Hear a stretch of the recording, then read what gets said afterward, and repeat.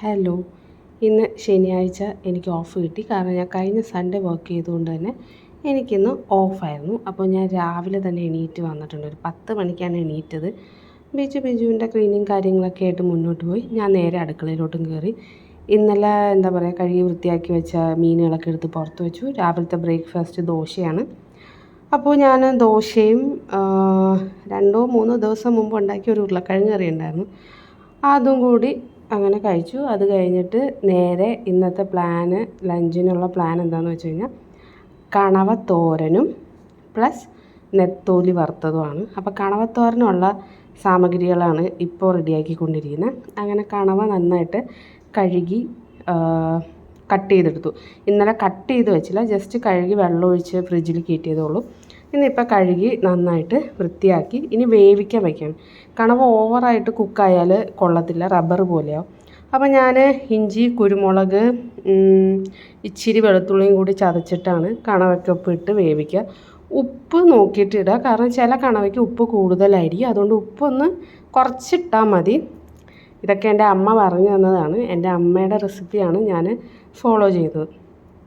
അപ്പോൾ ഇതെല്ലാം കഴുകി വൃത്തിയാക്കി കുറച്ച് മഞ്ഞൾപ്പൊടി, ഇച്ചിരി ഉപ്പ് കൂടി ഇട്ടിട്ട് ഞാനങ്ങ് ടേസ്റ്റ് ചെയ്ത് നോക്കുക കേട്ടോ.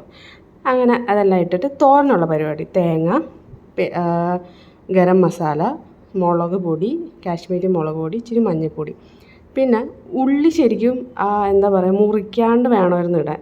അങ്ങനെ ഉണ്ട ഉള്ളിയായിട്ടായിരുന്നു ഇടാൻ. പക്ഷേ ഞാനൊരു അബദ്ധം കാണിച്ചു. നമ്മളെ ചമ്മന്തിക്ക് കടുകൊക്കെ വറുക്കുമ്പോൾ ഉള്ളി അരിഞ്ഞ് വെക്കത്തില്ലേ, അതുപോലെ അരിഞ്ഞിട്ട്.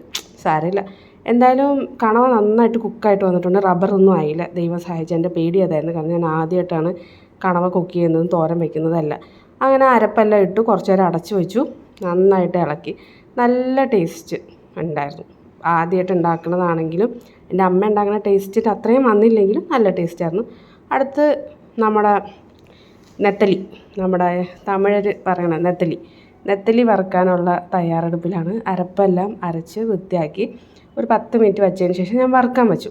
അത് കഴിഞ്ഞിട്ട് കുറച്ച് പണിയും കൂടി ഉണ്ടായിരുന്നു. ഇതിനകത്ത് ഞാൻ കുറച്ച് ഉള്ളി ചതച്ചതും ചുമന്ന മുളക് ചതച്ചതൊക്കെ കൂടി സെപ്പറേറ്റ്, ഇത് വറുത്ത് കോരിയിട്ട് സെപ്പറേറ്റ് ഒന്ന് വറുത്ത് മിക്സ് ചെയ്തെടുത്തായിരുന്നു. അത് പക്ഷേ എനിക്ക് എടുക്കാൻ പറ്റിയില്ല, കാരണം അങ്ങ് അബുദാബിയിൽ നിന്ന് എൻ്റെ ഒരു ഫ്രണ്ട് വിളിച്ചിട്ടുണ്ടായിരുന്നു.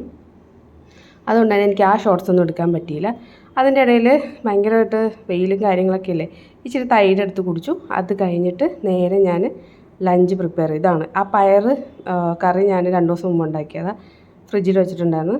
നല്ല ടേസ്റ്റായിരുന്നു കേട്ടോ. അപ്പോൾ ശരി, ബായ്.